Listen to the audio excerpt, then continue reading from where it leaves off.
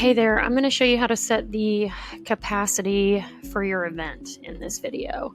So from your registration screen, click on Event Setup and click on Edit Event. And then from here, you're going to click on the Capacity tab.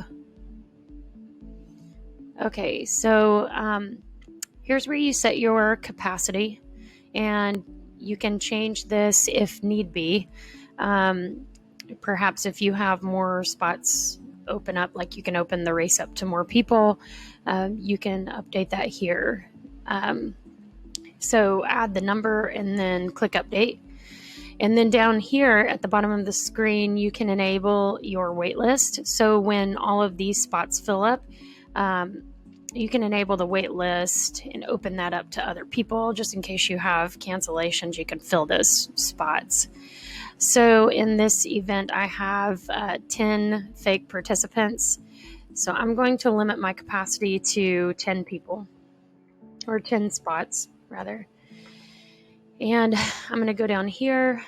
See, I've already enabled these, so I'm going to update this. Let me go here.